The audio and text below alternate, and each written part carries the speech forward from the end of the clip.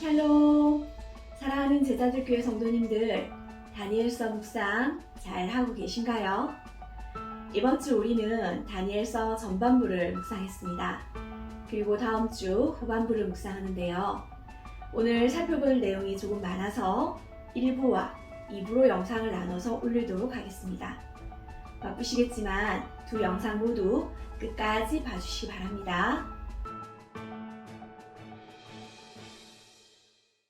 전반부가 다니엘과 그 친구들의 이야기가 주된 내용이라면 후반부는 다니엘이 받은 예언이 주된 내용이라고 말씀드렸었죠. 그런데 전반부든 후반부든 다니엘서는 1장과 2장에서 제시된 하나님이 어떤 분인가 하는 주제가 계속 다양한 이야기 속에서 반복되고 또 강화되어서 그 메시지를 전달하고 있습니다. 특별히 우리가 이번 주 묵상한 다니엘 3장부터 5장은 아람어로 쓰여져 있는 부분의 내용인데요. 이 아람어로 쓰인 부분의 가장 큰 특징은 하나님께서 모든 것의 주권자로서 나라를 다스리시고 또 왕을 세우시는 분이라는 중심 부분의 주제가 특별히 부각되도록 기록되어 있다는 겁니다. 그래서 오늘은 이 아람어로 쓰인 부분을 중점적으로 살펴보고자 합니다. 다니엘서에서 아람어로 쓰인 부분은 다니엘 2장의 미래에 대한 예언으로 시작합니다. 느부갓네살이 본 4가지 광물들로 이루어진 신상에 대한 꿈 이야기인데요.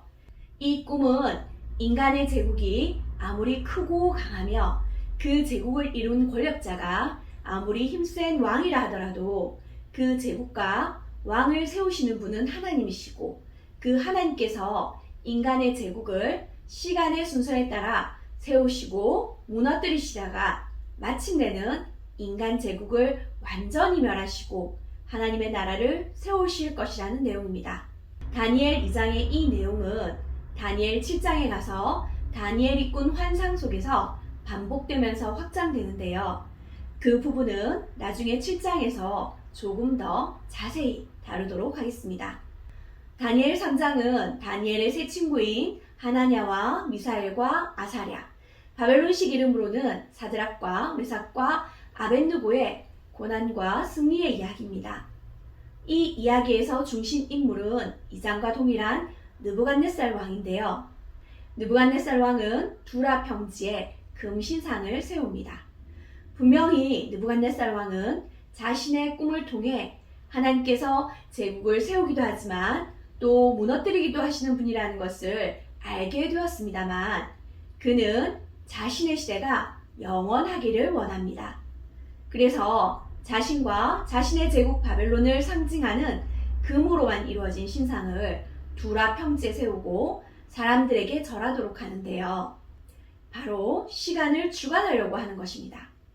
모든 백성과 나라들과 각 언어를 말하는 자들에게 악기 소리를 들을 때에 일제히 금신상에게 절하게 함으로써 하나님이 아니라 바로 자신이 시간의 주관자가 되고 싶어 합니다. 자신이 신이 되고 싶은 것이죠.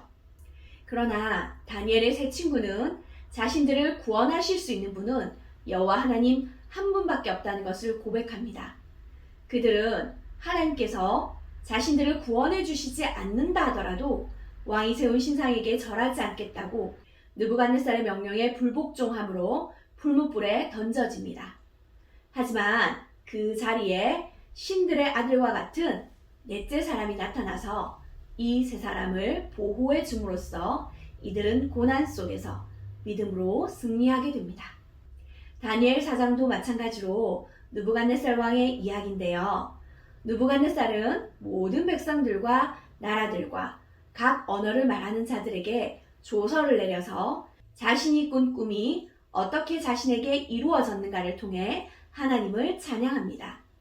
느부갓네살은 꿈속에서 한 환상을 보는데요. 땅의 중앙에 있는 높이가 하늘에까지 닿는 나무를 봅니다. 이 나무는 땅의 끝에서도 보일 정도로 큰 나무로 그 잎사귀는 아름답고 열매가 아주 많아서 많은 들짐승들과 공중의 새가 와서 먹을 것을 얻어먹는 나무입니다. 그런데 하늘의 순찰자 한 거룩한 자가 하늘에서 내려와서 그 나무를 베어버리자 그 나무에 깃들어 살던 들짐승과 새들은 다 도망을 가게 되는데요. 다니엘 2장에서 아무도 느부갓네살의 꿈을 해석하지 못한 것처럼 이 꿈도 바벨론 술사들은 해석할 수 없었습니다.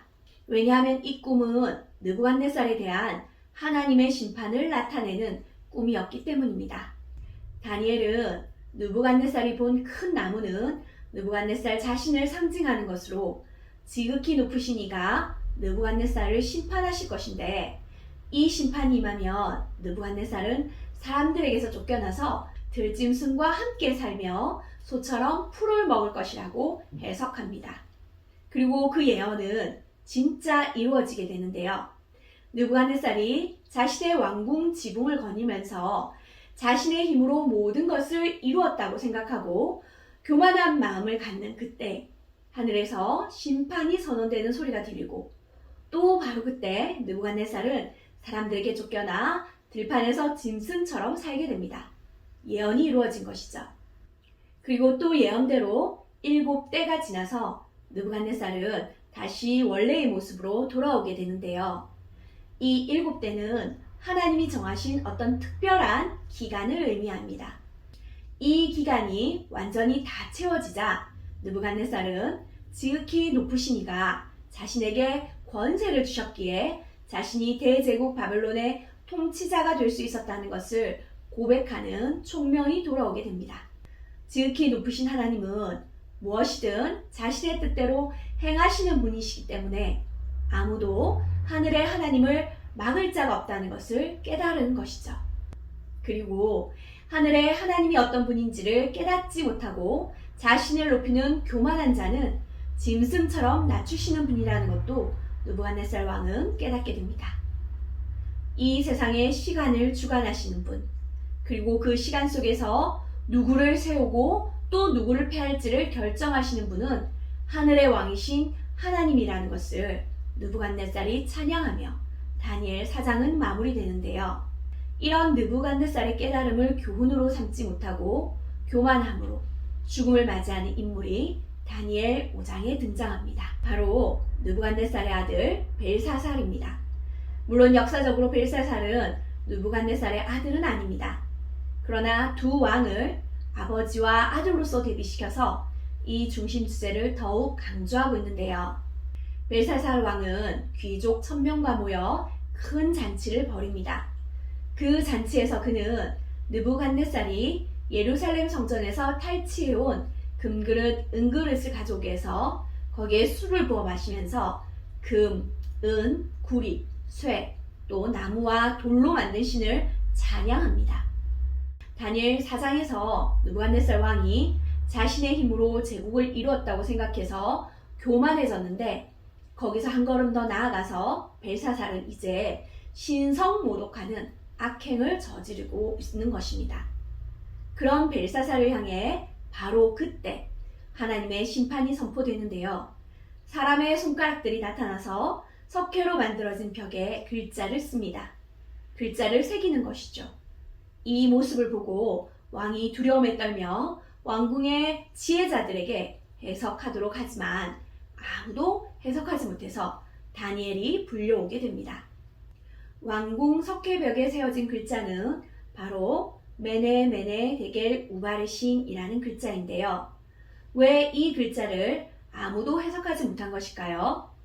우리는 이 글자가 생소하고 또 왼쪽 방향으로 읽기 때문에 당연히 못 읽지만, 이 글자는 당시 공용어인 아람어와 가까운 히브리어이기 때문에 바벨론의 지혜자들 정도면 읽을 수 있었을 텐데 왜 못 읽었을까요? 바벨론의 박사들, 술사들이 글자 자체를 몰라서 못 읽었다기보다는 갑작스럽게 손이 나타나서 벽에 글자를 새기기 때문에 놀라기도 했겠거니와, 무엇보다 이 글을 쓰신 분인 하나님을 알지 못하기 때문에 이 글을 해석할 수 없었던 것입니다. 그러면 이 글은 무슨 뜻일까요? 이 글이 무슨 뜻인지는 다음 편에서 살펴보도록 하겠습니다. 이 부를 꼭 함께 봐주시기 바랍니다.